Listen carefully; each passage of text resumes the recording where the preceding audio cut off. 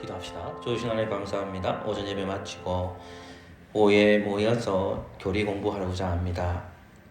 성령님, 우리 안에 거하신 성령님, 말씀을 깨닫게 하여 주시고 또 말씀을 깨달아서 주님을 닮아가는 저희들 될 수 있도록 은혜 내려주시고 또 우리 어린 친구들이 하나님 말씀 잘 들어서 주의 성도답게 자랄 수 있도록 은혜 내려주시고 어른된 우리도 하나님 말씀을 잘 들어서 주님께 칭찬받는 저희들 되어지기를 소망합니다.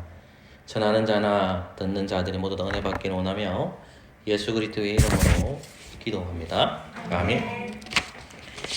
오늘은 종교적 예배와 안식일 21장입니다. 오늘은 3항과 4항만 살펴보고 마치도록 하겠습니다. 같이 한번 읽도록 하겠습니다. 제가 3항을 읽으면 여러분들이 4항을 읽어주시면 감사하겠습니다. 주보에 보시면 나옵니다. 제가 3항을 읽겠습니다. 하나님께서는 감사와 더불어 종교적 예배의 특별 수서인 기도를 모든 사람에게 요구하신다. 기도가 받아들이면 성자의 이름으로 그분의 성령의 도우심으로 그분의 뜻을 따라 총명과 공경과 겸손과 열심과 믿음과 사랑과 인내로서 하되 목소리를 사용한다면 알아들을 수 있는 언어로 들어야 한다.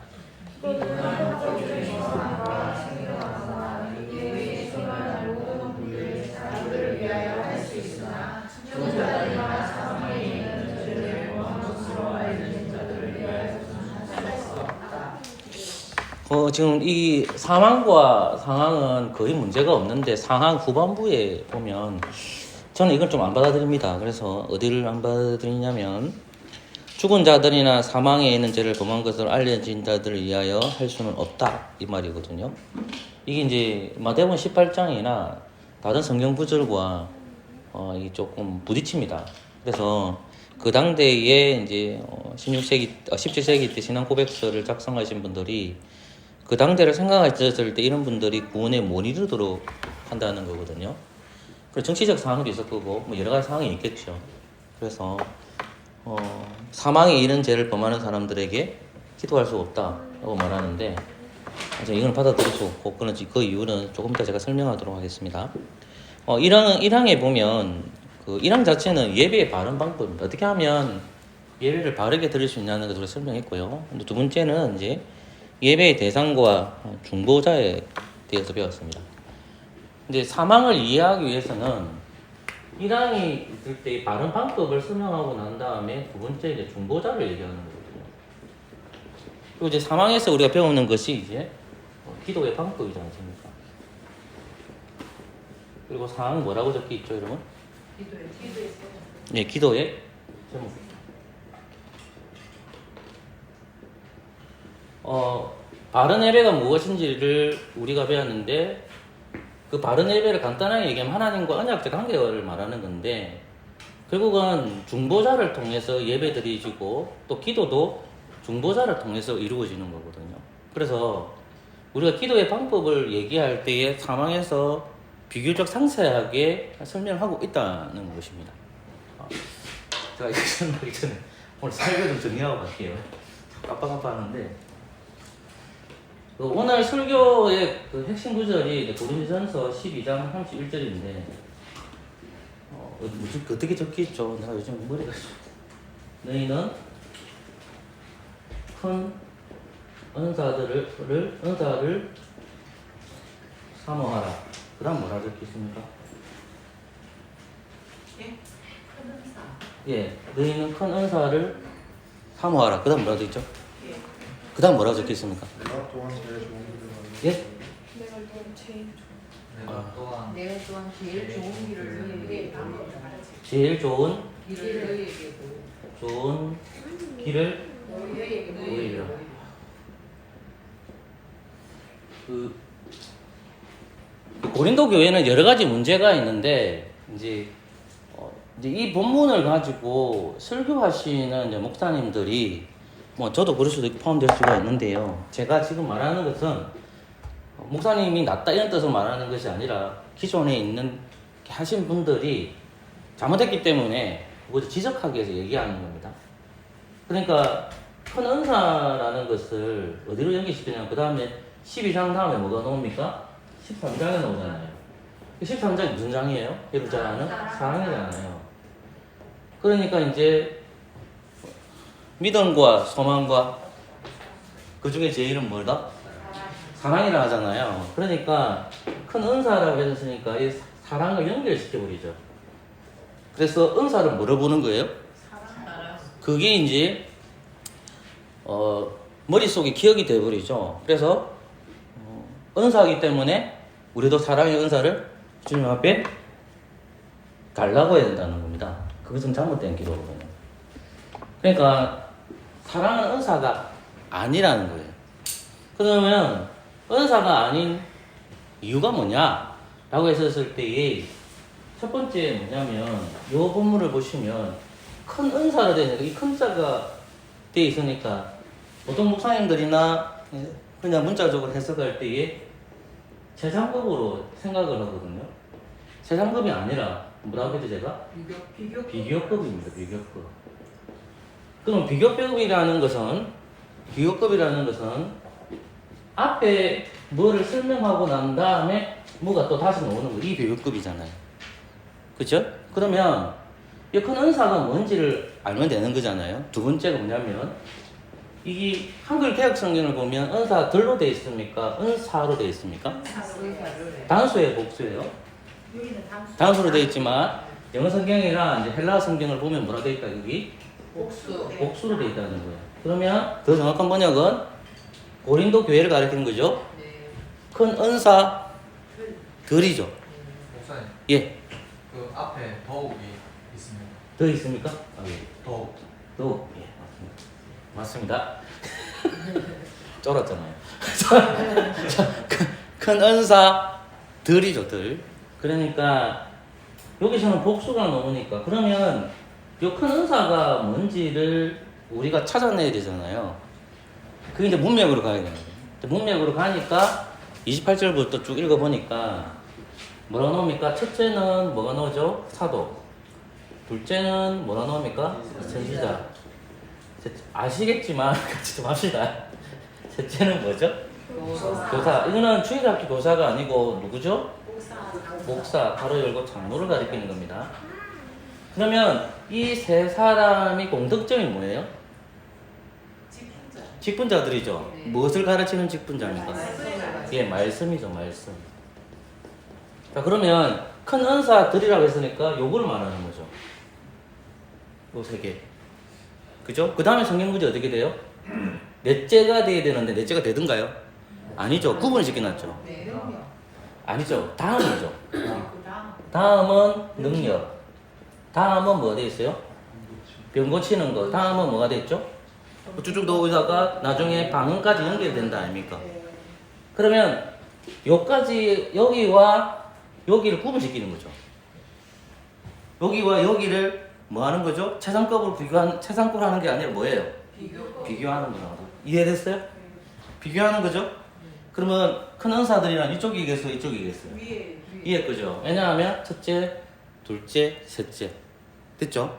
그리고 다음 되니까 요게 가장 중요한 거다. 그 다음에 이렇게 된다. 이렇게 된다는 말입니다. 첫째, 둘째, 셋째 다니까 큰 은사들이라고 지금. 은사가 아니라 은사들. 됐죠? 그러면 은사들은 이제 뭔지를 확인했죠. 그러면 고린도 교회는 무엇을 사모해라 했습니까? 더욱 큰 은사들을 사모해라. 이걸 바꾸고 얘기하면 뭘 사모해라? 말씀을 사모해라. 또는 뭐죠? 직분자를 사모하라. 이렇게 이해할 수는 있죠. 그죠? 그러면 뭐가 보인다? 제일 좋은 길을 보이라. 그러면 요 길이 뭐냐? 방법이라는 겁니다. 방법. 그 방법이 뭐냐? 요거다. 이해했어요? 그러니까 은사들이라는 것은 이겁니다. 자, 그러면 뭐가 보인다? 방법이 보인다. 말씀을 사모하면 어느 길로 간다? 사랑으로 간다. 그러니까 이해됐습니까? 자, 그러면 보십시오. 쉽게 설명하면 하나님께서 우리에게 누구를 보내주십니까? 예수님을 예수님을 보내주시죠. 그죠? 그럼 예수님은 어떻게 살아야 돼요? 하나님께서 이쪽에 보내셨기 때문에 예수님은 요리를 바라봐야 되죠. 그죠? 그러면 예수님께서는 하나님께서 말씀하셨으니까 이 말씀대로 살아가는 거잖아요. 여기 이해됐습니까? 그러면 말씀을 쫓아가니까 어떤 방법이 나오죠? 예수님 방법은? 사랑으로 나타나는 거예요. 그게 뭐예요? 십자가의 사건이에요. 쉽게 설명을 제가 그렇게 설명해 주는 거예요, 지금요. 이 부분. 자, 그러면 좋은 길을 보이리라고 했었으니까 사랑을 강조하죠. 그럼 사랑은 은사입니까? 은사가 아닙니까? 은사가 아닙니다. 한수야, 세수하고 와라. 사랑은 은사가 아닙니다. 수고 너무 많이 해가지고 잠이 오는 것 같습니다. 사랑은 은사가 아닙니다. 자, 그러면 왜 사도 바울이 사랑을 강조할까요? 그게 왜 그러냐면 고린도 교회가 은사들 중에서 최고로 치는 은사가 뭐였을까요? 그게 방언입니다. 방언. 그래서 방언장이 14장에 나오는 거죠. 이해되겠습니까? 14장 자체가 방언장이에요. 그죠? 근데 그러면 13장은 사랑장이잖아요.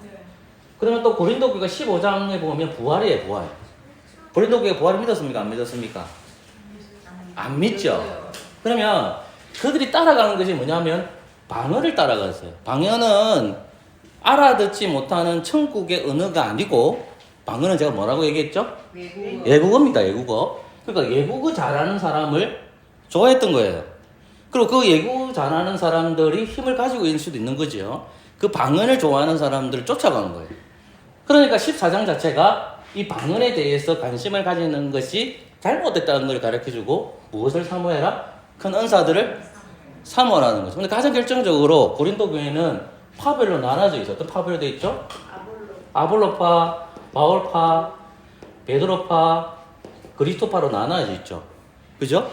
자, 그러면 이렇게 파별로 나눠져 있으니까 이것을 설명하기 위해서 13장은 언급하고 있지만 12장에서 무엇을 언급하고 있습니까? 교회는 그리스도의 몸이다. 이게 17번째로 나오더라고요. 그러면 이 17번 나오는데 몸 자체에 있어서 내가 머리가 아프면 원전체가 다 아프죠. 손이 아프면 원전체가 아프죠. 그러면 이 아픈 게 누굴까요? 성경상으로 보면.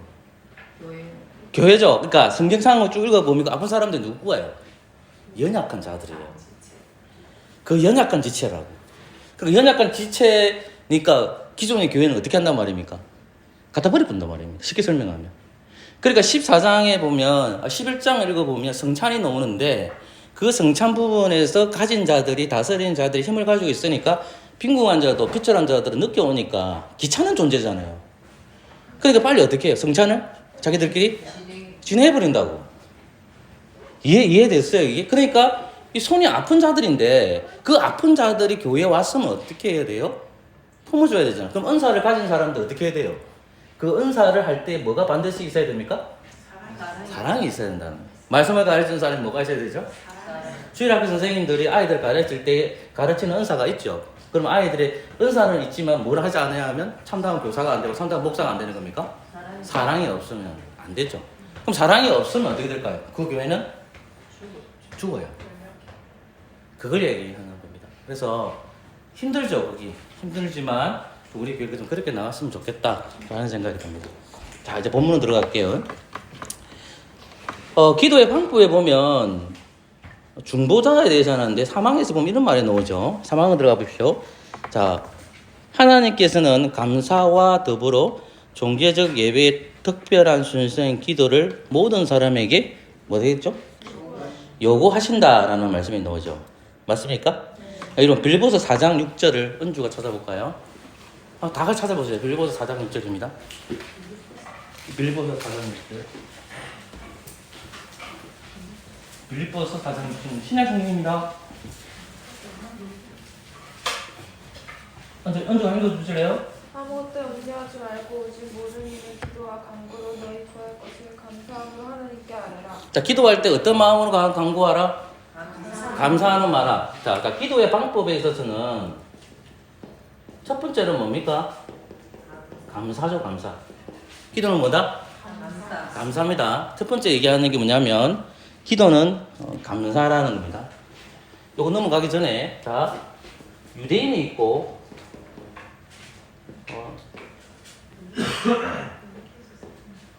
아랍인이 있습니다. 그리고 기독교인이 있습니다. 자, 유대인들도 기도하고 아랍인도 기도하고 기독교인들도 기도합니다. 그죠? 그러면 하나님께서는 유대인의 기도를 들었습니까? 아랍인의 기도를 들었습니까? 기독교인의 기도를 들었습니까? 누구의 기도를 들어주시죠, 하나님은? 예? 누구 기도를 다 얘기하세요, 빨리. 기독교잖아요, 그죠? 자, 그럼 질문 똑같이 바꿔볼게요. 왜 유대인의 기도는 안 들어주시죠? 왜 아람인의 기도는 안 들어주십니까? 그게 이양이에요.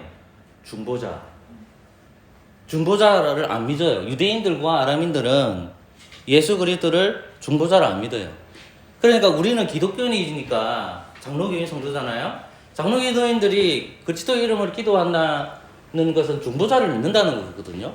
그럼 하나님께서는 중보자를 보시고 누구의 기도를 듣는 거예요? 우리의 기도를 듣는다. 이렇게 이해를 하시면 됩니다. 자, 근데 기도의 방법이 뭐냐면 항상 뭐 해야 되죠? 감사해야 된다는 겁니다. 감사하는 사람만이 기도를 할 수 있다는 말로 바꿔줄 수가 있죠. 두 번째가 뭐냐면 감사. 두 번째 누구의 이름으로 기도해야 되죠? 성자의 이름으로 기도해야 됩니다. 그 다음에 또 뭐라 나옵니까, 여러분? 성령의 도우심이죠. 여러분 이거 지난주도 좀 배웠지만 로마서 8장으로 가세요. 다른 구절도 있는데 그 구절 제가 봤습니다.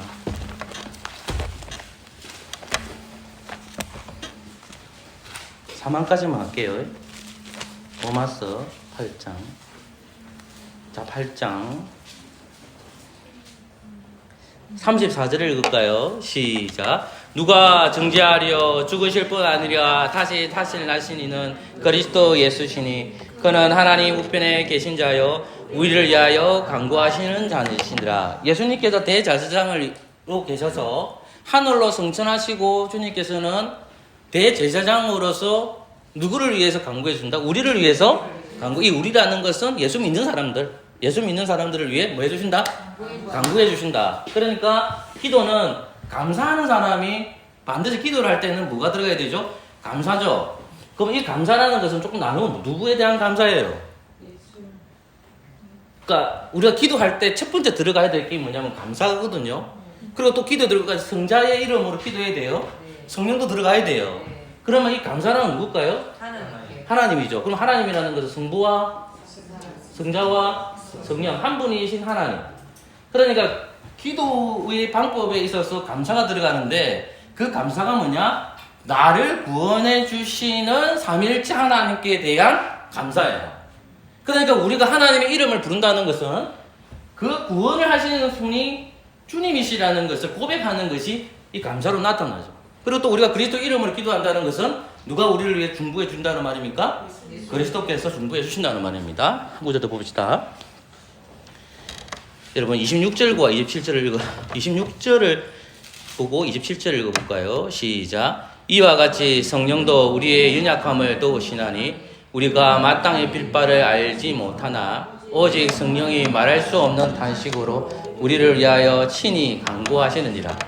마음 감찰하시는 이가 성령의 생각을 아시느니 이는 성령이 하나님의 뜻대로 간구하심이니라. 이걸 이렇게 생각하면 성령님께서 우리를 위해서 간구해 주시는 것도 맞지만 더 정확하게 말하면 성령님께서는 누구의 입을 다스린다는 거죠? 기도하는 누구의 입? 우리 입이죠. 성도의 입을 다스리는 거죠. 이해되겠습니까? 성령님께서 우리에게 기도할 수 있게 해주시는 거죠.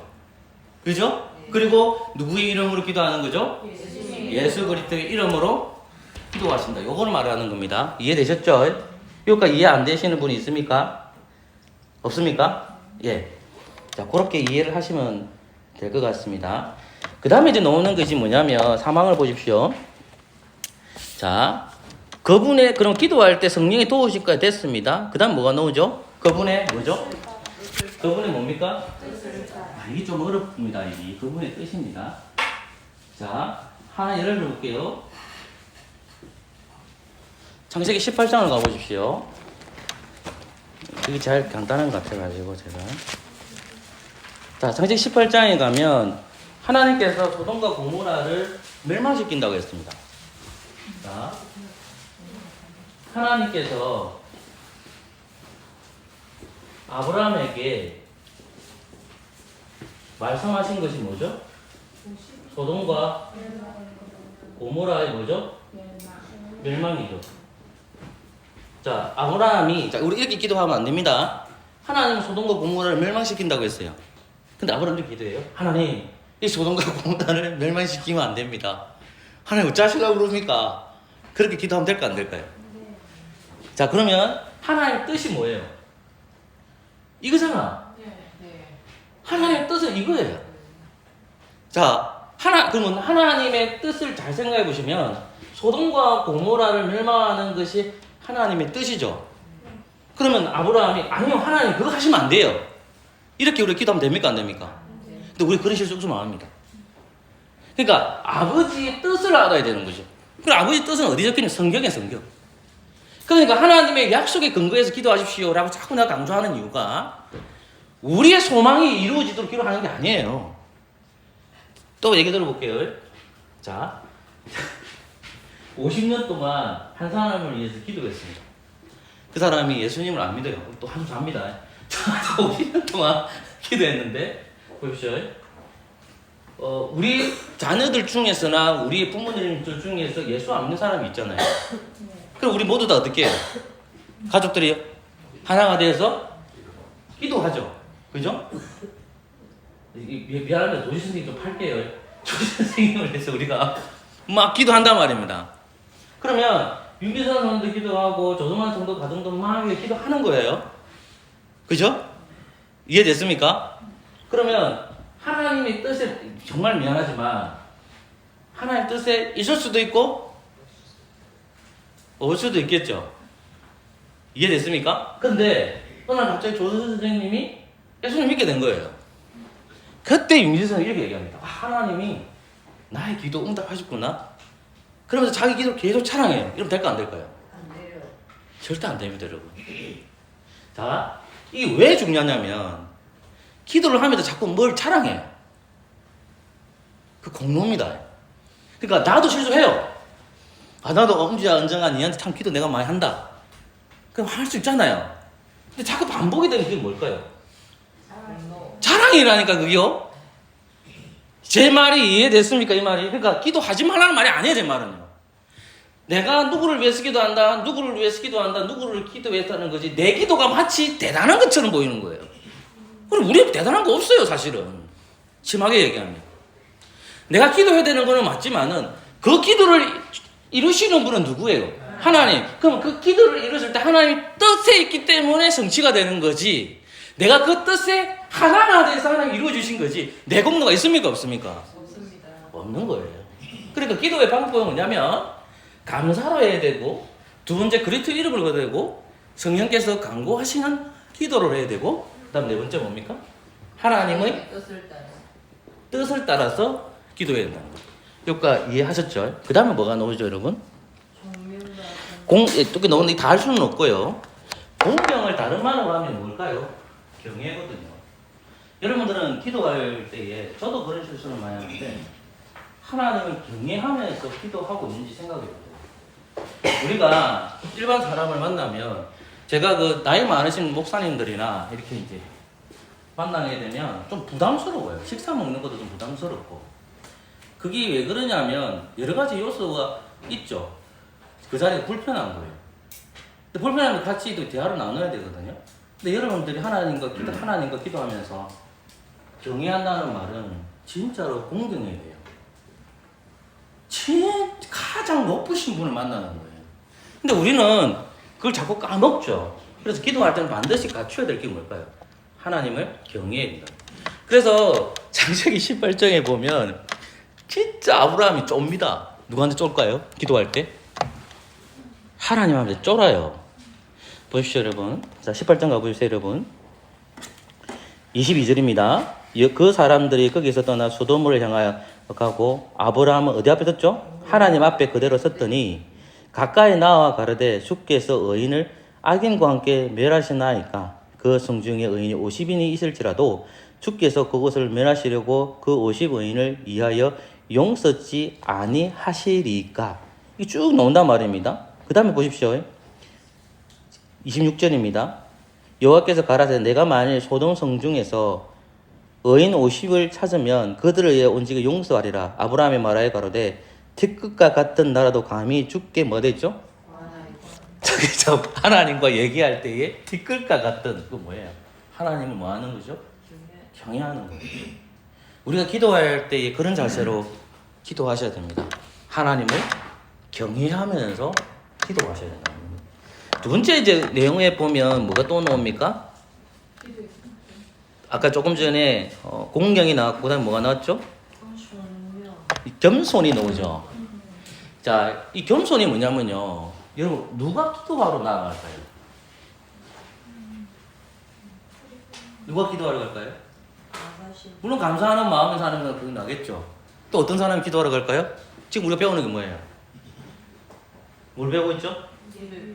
겸손을 배우고 있잖아요. 정신 차리시라. 나도 피곤합니다. 제가 1시간 잤습니다 지금. 자, 겸손이 뭐냐면 결국 하나님 앞에 나아가는 사람은 어떤 사람이 나아갈 수 있냐는 걸 가르쳐 줍니다. 뭐 예수님께서 겸손한 자이죠. 그걸 부정하는 것이 아니라 우리 스스로도 겸손한 자가 되어야 되는데 겸손한 자는 기도할 때 어떤 마음과 똑같이 겸손해야 된다는 거예요. 그러니까 하나님 앞에 나아가는 사람들이 누가 그러냐? 교만한 사람은 하나님 나아가지 않습니다. 겸손한 자가 나아가는 거예요. 모든 뜻을 하나님이 이루시기 때문에 기도하러 나아가는 거죠. 겸손한 자만이 하나님께서 나아갈 수 있다는 것을 우리 신앙 고백서는 밝히고 있음을 우리가 확인하게 됐죠. 그 다음에 뭐가 있어야 되냐면 열심히 있어야 된다는 말이 나오거든요. 제가 공부하면서 이 열심이라는 단어에 굉장히 찔렸습니다. 이걸 다르게 바꾸면 열정입니다. 열정. 요거만 하고 제가 마칠게요. 야고보서 5장 16절을 가보십시오. 야고보서 5장 16절. 야고보서 5장 16절. 같이 소리 내어서 한번 잠을 이겨봅시다. 5장 16절입니다. 시작. 이러므로 너희 죄를 서로 고하며 병 낫기를 위하여 서로 기도하라. 의인의 역사하는 힘이 많으니라. 아멘. 여러 가지로 번역할 수가 있지만은 저는 이 16절 자체를 한 단어로 말하자면 열정이라는 거거든요.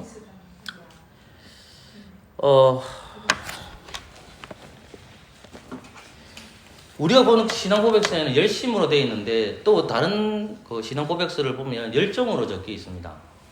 그러니까 우리가 하나님 앞에 나아갈 때에 이 열정이라는 것이 뭐냐면